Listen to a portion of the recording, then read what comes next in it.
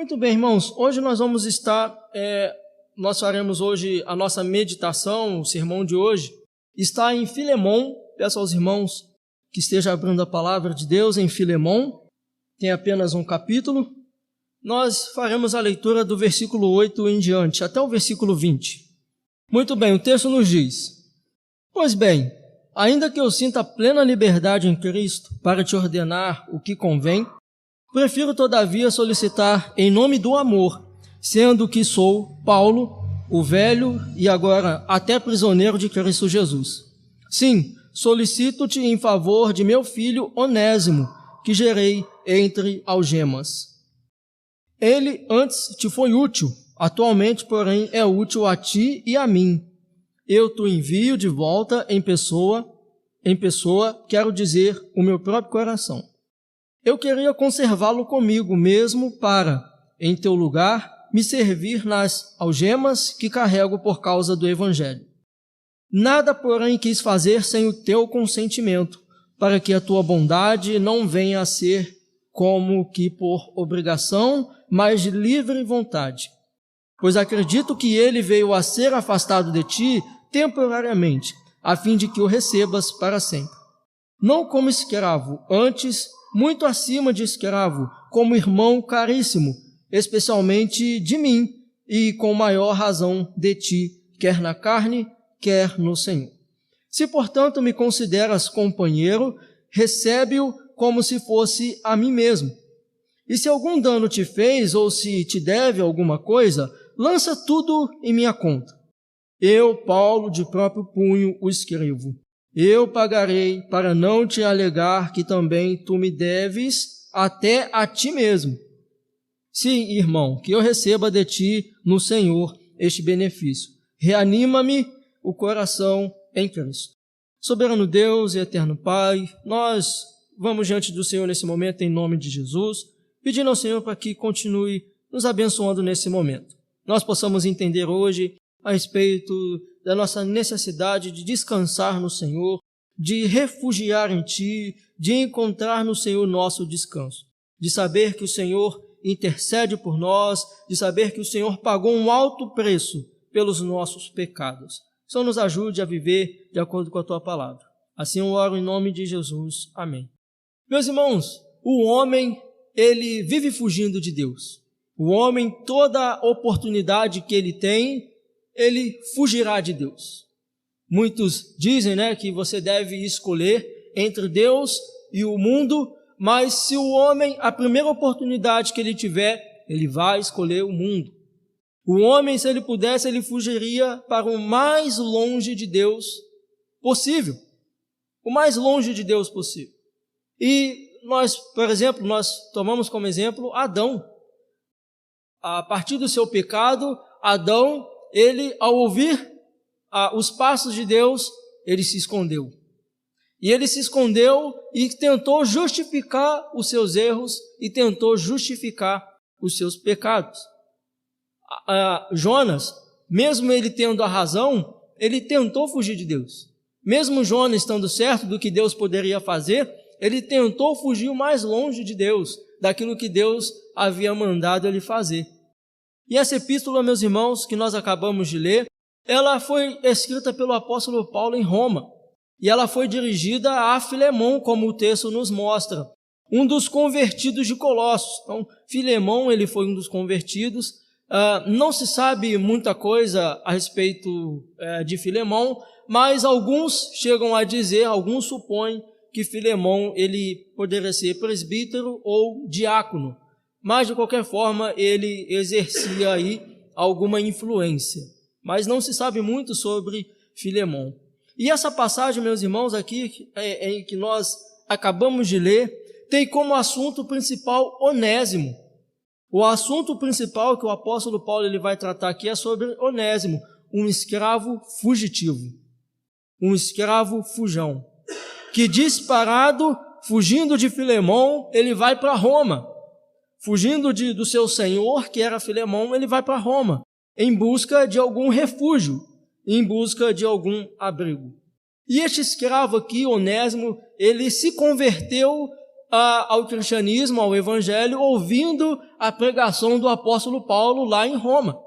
Esse escravo fujão, ele se converte ao cristianismo lá em Roma, ao encontrar com o apóstolo Paulo, e ele se torna um dos seus ajudantes.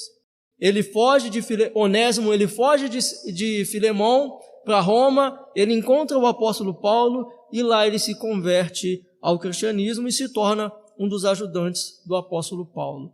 Mas, meus irmãos, então, passado esse tempo, passado todo esse período, Paulo, ele estima mandar Onésimo de volta para o seu Senhor. Paulo, ele tem um desejo de mandar Onésimo de volta para o seu Senhor, como está aí no versículo 12. Eu te envio de volta em pessoa, quero dizer, o meu próprio coração. Então veja que o apóstolo Paulo, ele queria mandar Onésimo novamente para Filemão, mas não como escravo. Ele não queria que Onésimo retornasse como escravo, mas ele queria que ele voltasse como um irmão em Cristo, como um irmão em Cristo de Filemão. Então Paulo, meus irmãos, ele formula essa carta e provavelmente ele entregou a Tíquico, que acompanhou Onésimo na sua viagem de volta ao seu senhor Filemão. Então hoje, meus irmãos, o título do meu sermão é sobre o pecador fugitivo. Esse é o tema do meu sermão nessa noite. E veremos aqui, meus irmãos, algumas lições que nós podemos aprender a respeito dessa carta do apóstolo Paulo a Filemão. Muito bem. A primeira lição, o primeiro ponto que nós aprendemos aqui com essa carta do apóstolo Paulo era a respeito do perigo de Onésimo ao voltar para o seu Senhor. Veja aí comigo novamente o versículo 12. Eu te envio de volta em pessoa, quero dizer, o meu próprio coração. Então veja que Paulo, ele estima mandar Onésimo de volta para o seu Senhor, mas Onésimo, ele corria um grande perigo, ele corria um certo risco, porque a escravidão, meus irmãos, naquele período, ela era aceita. A escravidão naquele período era aceitável no Império Romano. E por ser um escravo fugitivo, Onésimo, ele corria sério risco de vida, porque ele era um escravo fugitivo. E ao voltar para o seu senhor, ele poderia ser punido de alguma forma. Ao voltar para o seu senhor Filemão, ele poderia ser punido por ele ser um escravo fugitivo. E, meus irmãos, por muitas vezes, como esse escravo fugitivo, nós vivemos fugindo e nos escondendo em nossas desculpas, buscamos sempre abrigo e refúgio em vários outros lugares. Muitas vezes, meus irmãos, nós queremos nos refugiar nas coisas desse mundo. Muitas vezes nós queremos nos refugiar nas coisas do mundo, nas coisas que dá prazer a nós. O hedonismo é a fuga da dor e a busca do prazer. Muitas vezes queremos viver uma vida assim, queremos ficar longe de tudo aquilo que nos causa dor, tudo aquilo que nos causa sofrimento. Não é que nós devemos buscar o sofrimento, mas muitas vezes nós queremos viver uma vida só de prazer. Queremos fugir de Deus, queremos fugir da nossa responsabilidade. Muitas vezes nós buscamos, meus irmãos, refúgio em festas, em amizades, até mesmo na religião. Há pessoas que buscam refúgio da sua alma na religião. Pensam que estão salvas só porque ela pertence a uma religião tal, a uma religião X. E muitas vezes, assim como esse escravo fugitivo, assim como ele corria perigo de vida, muitas vezes nós corremos risco de vida e principalmente corremos o risco espiritual quando nós fugimos de Deus, quando nós fugimos da nossa responsabilidade como servos do Senhor. Portanto, meus irmãos, que nós possamos sempre buscar o nosso refúgio no lugar certo, que nós, como povo de Deus, possamos sempre buscar o nosso refúgio no Senhor, que é a nossa rocha, e que nele não há vacilo e que nele não há engano. Quando nós lemos, por exemplo, o Salmo de número 91, vai nos dizer: aquele que habita no esconderijo do Altíssimo, à sombra do Onipotente descansará. Que nós possamos, meus irmãos, nos momentos de sofrimentos, nos momentos de dor, de angústia, de sofrimento, que nós possamos sempre buscar o nosso refúgio no Senhor e saber que nele nós estaremos seguros.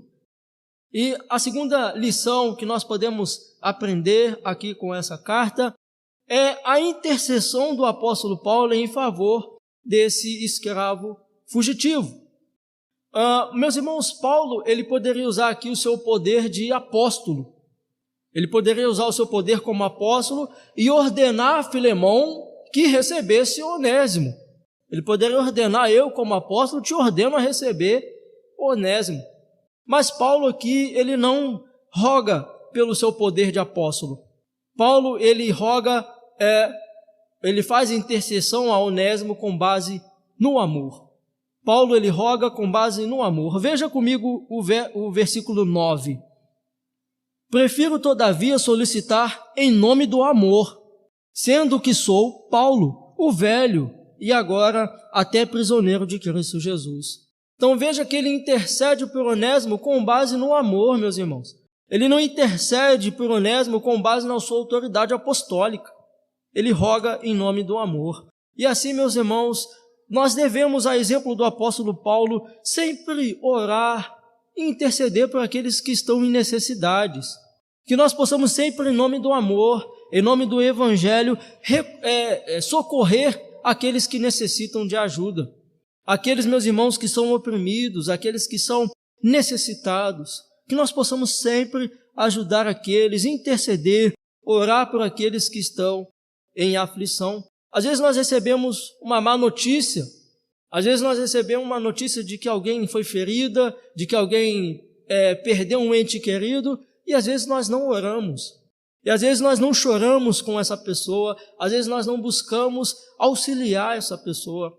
Às vezes uma pessoa ao nosso lado precisa de ajuda, precisa de um conselho, e nós muitas vezes não o aconselhamos, não o ajudamos. Que nós possamos, meus irmãos, em nome do amor, assim como o apóstolo Paulo disse, possamos socorrer aqueles que estão necessitados.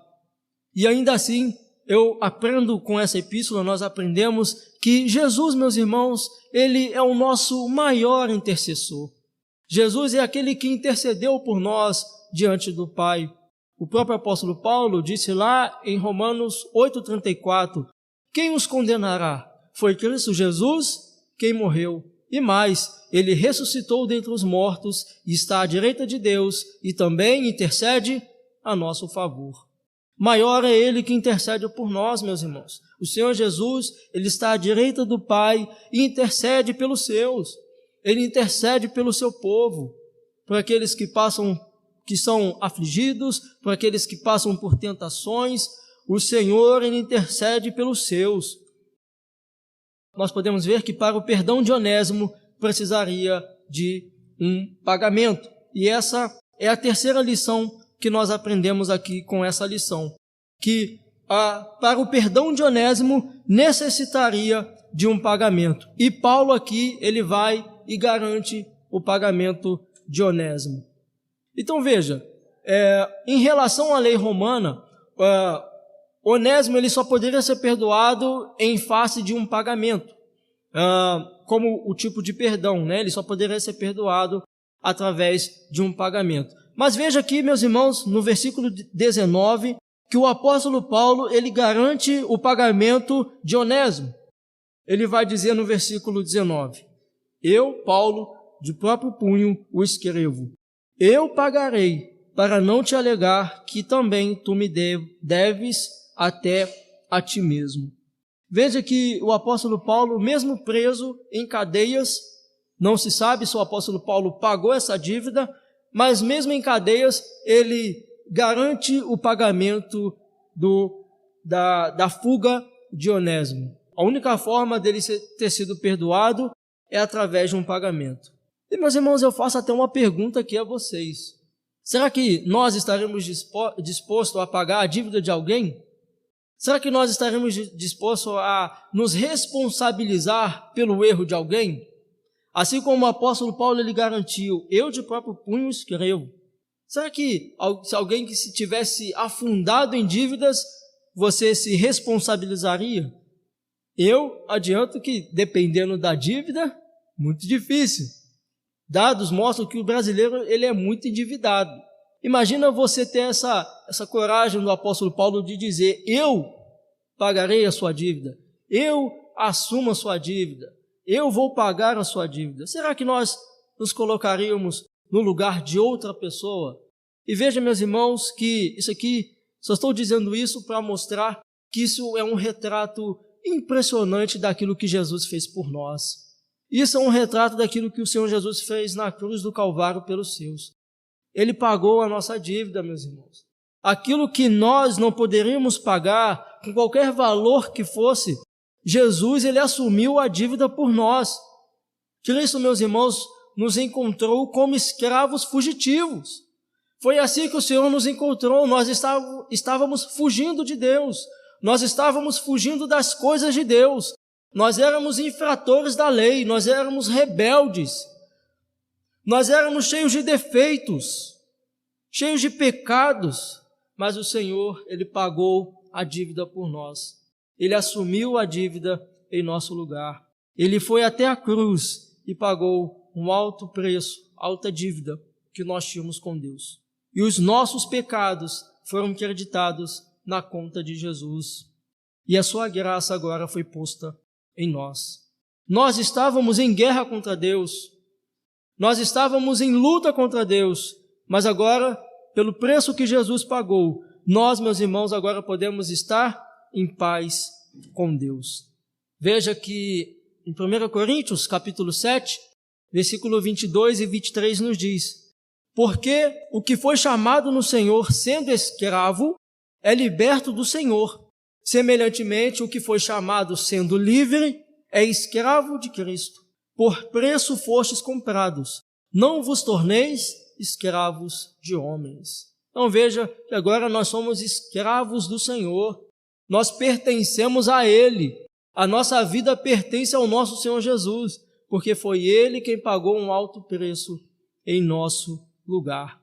E diante disso, nós podemos descansar no Senhor, sabendo que Ele é poderoso, meus irmãos, para guardar a nossa vida até o fim. E para a nossa aplicação, essa pequena carta, meus irmãos, ela é inestimável pelo que nos revela a respeito do coração do apóstolo Paulo. Ela mostra o que estava no coração do apóstolo Paulo, um homem que estava disposto a pagar a dívida até mesmo de um escravo fugitivo.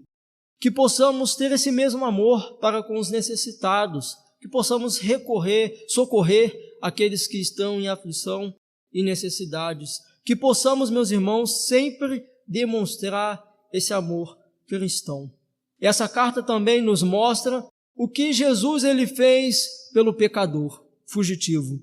O que Jesus ele fez pelo escravo fugitivo. Ele se deu em nosso lugar, pagou a dívida que era nossa e intercede por nós junto a Deus Pai. Amém.